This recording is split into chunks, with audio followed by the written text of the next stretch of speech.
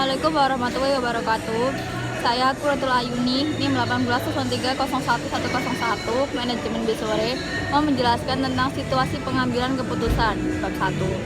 Nah, situasi yaitu keadaan, pengambilan, proses pengambilan, keputusan, segala keputusan yang telah ditetapkan. Nah, pengertian pengambilan keputusan yaitu serangkaian proses mental yang dilakukan seseorang dalam menentukan jalan keluar bagi permasalahan yang dihadapinya. Seperti ibu rumah tangga menghadapi masalah keterbatasan anggaran rumah tangga.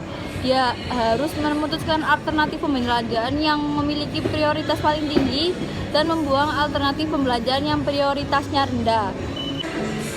Nah, yang kemudian pengetahuan dan kreativitas. Dalam mengenali permasalahan yang dihadapi, pengambilan keputusan siapapun itu membutuhkan pengetahuan atau knowledge agar mampu mengidentifikasi situasi keputusan yang dihadapinya secara benar. Ketiadaan pengetahuan membuat analisis yang dilakukan menjadi salah, sehingga pengambil keputusan akan melakukan kesalahan dalam membentuk model mental keputusan. Akibat yang terjadi dapat menjadi fatal ketika dia melakukan kesalahan dalam keputusan yang diambil. Nah, kreativitas ini dibutuhkan untuk menentukan berbagai alternatif yang mungkin dilakukan dalam memecahkan masalah yang dihadapi. Dan ketidakkreatifan ini, pengambil keputusan hanya akan membatasinya untuk mengakses alternatif yang baik. Akibatnya, hal ini membuatnya terpaksa mengambil alternatif yang tidak efisien dan tidak efektif. Yang kemudian persoalan persepsional dan persoalan real atau nyata.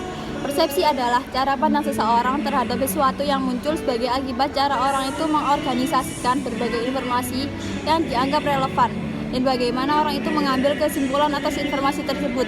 Saya ambil contoh seperti ketika seseorang menjumpai orang yang baru atau orang yang baru dikenal. Nah, orang itu pasti mengira orang ini judes dan tidak ramah karena orang itu pendiam. Setelah orang itu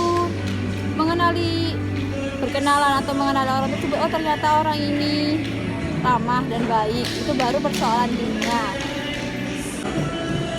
Lalu kemudian situasi keputusan. Situasi yang dihadapi oleh pengambil keputusan terbagi dalam 7 situasi kemungkinan. Situasi yang pertama yaitu situasi kepastian, di mana hukum dalam situasi ini mirip dengan perhitungan 2 tambah 3 dan hasilnya pasti sama dengan 5. Mengubah nilai variabel keputusan akan menghasilkan nilai outcome yang diperkirakan. Situasi yang kedua yaitu situasi ketidakpastian, di mana nilai yang diperkirakan memiliki berbagai pola yang tidak teridentifikasi.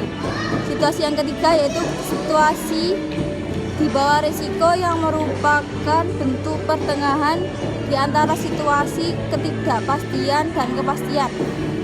Situasi yang keempat, situasi di mana pengambilan keputusan berhadapan dengan lawan tunggal. Dalam kondisi pengambilan keputusan hanya mempunyai tujuan tunggal atau objektif dan strategi lawan dapat diidentifikasi sehingga respon strategi dapat dipersiapkan.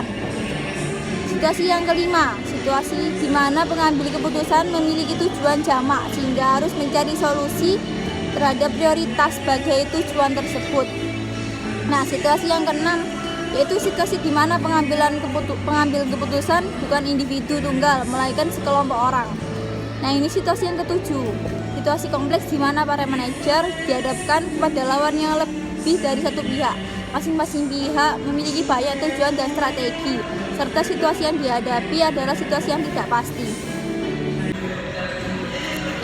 Nah, ini sekarang saya lagi bersama temanku di Septi. Nah, ini kan saya disuruh memilih salah satu dari 3 barang kesayangan. Itu saya pilih HP. Kenapa saya pilih HP ini? Karena HP-nya Mbak Septi ini kan habis rusak. Terus ini saya kan punya HP yang nggak kepake di rumah. Jadi saya kasihkan ke Mbak ini supaya lebih bermanfaat dan bisa digunakan sebaiknya. Terima kasih.